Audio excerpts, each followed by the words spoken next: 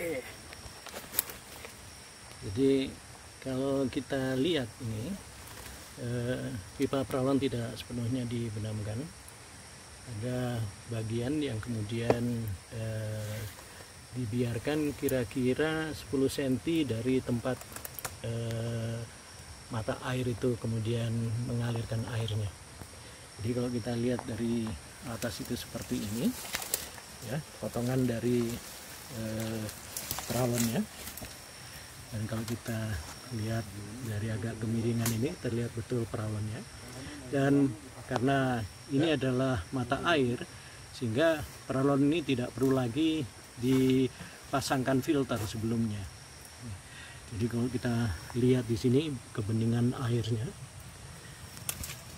ini kalau tidak habis diobok-obok, kita tunggu sebentar, ini bisa kita langsung minum ini. Nah, jadi kita sudah sampai pada muara dari pipa yang menyuplai air ke kawasan.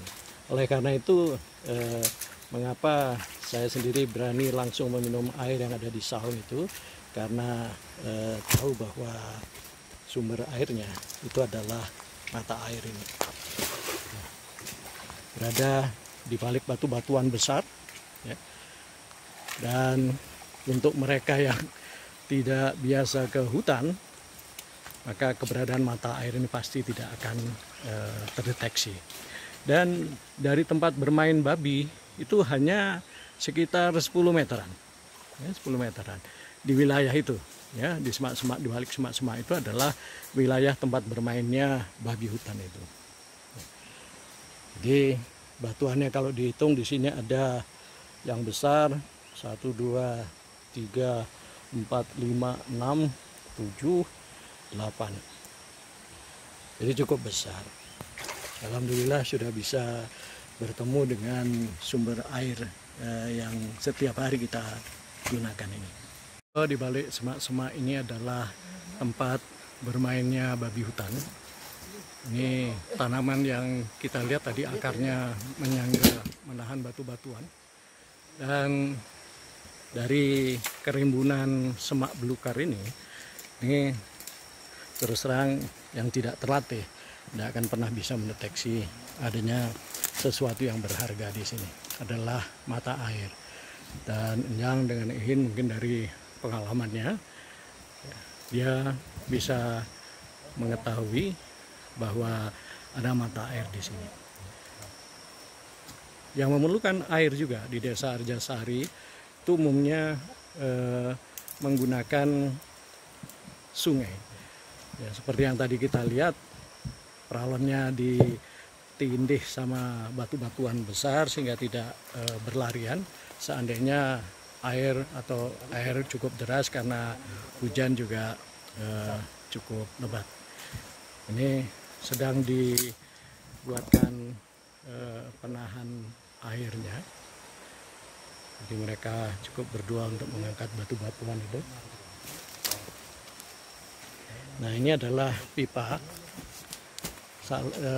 sambungan pipa yang tadi copot karena ditimpa dengan tanah longsor tadi. Dan itu rupanya sebagai sumber yang sekunder, dengan sumber primernya adalah yang berasal dari mata air ini. Sehingga ada dua sumber sebetulnya, yang satu bermuara dari sungai dan yang satu lagi bermuara di batuan ini, jadi mata air ini. Kalau kita lihat bagaimana situasi sekelilingnya, jadi hutan-hutan ini alhamdulillah masih terjaga, dan entah siapa yang menanam pohon pisang ini, dan banyak palme juga ada di sini, pisang-pisang juga cukup banyak. Dan rupanya babi hutan yang berkeliaran di sini, yang bermain di sini, itu mencari cacing rupanya. Jadi sambil bermain mereka mencari cacing.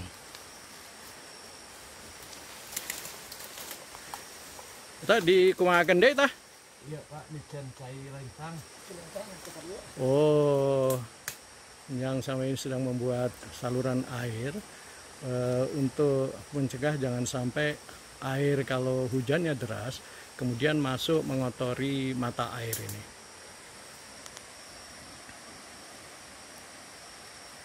Jadi kita kerjakan sekalian ya, karena kebetulan kita semua ada di sini. Jadi kita perbaiki semaksimal mungkin. Jadi triknya adalah batuan besar, batuan kecil, kemudian dengan tanah yang diselipkan di antara batu-batuan besar dan kecil. Ini saluran setelah mata air, setelah longsoran tadi. Dibuat sedemikian sederhananya, kalau ingin dinaikkan tinggal mencari batuan, kemudian pipa-pipa dinaikkan di atas batuan tadi untuk bisa sampai ke tong, lalu kemudian airnya disimpan di tong. Tapi mungkin nanti kita bisa lihat seberapa penuh tong ini pada saat dua pipa ini mengalirkan airnya.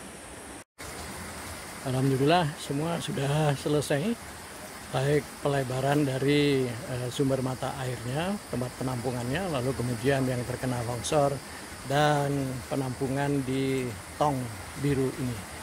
Ini adalah teknik suplai air yang dikenal oleh para petani di sini. Sederhana tetapi alhamdulillah berfungsi baik. Jalan setapak ke atas itu sekitar 30 meter, 30-40 meter adalah tempat tong untuk menampung air dan juga mata airnya.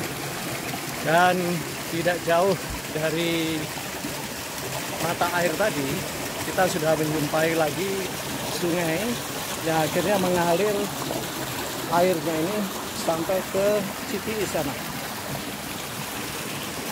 Kita sarapan nih termasuk karena belum makan. Kebetulan saya bawa bubur ayam dan kita akan istirahat di sini sambil makan dulu. Sholat kita lakukan di sauna aja. Jadi sekali-sekali kita makan di wilayah yang menarik ini. Ini adalah kawasan yang sangat dekat dengan mata air yang menjadi sumber dari suplai air ke sawah. Ya, airnya bersih, bening, sejuk, enak juga kalau diminum. Dan ini juga sekaligus tempat kami beristirahat. Tadi sempat makan dulu. Kebetulan toko yang buka adalah bubur ayam, jadi sahurnya kami bubur ayam.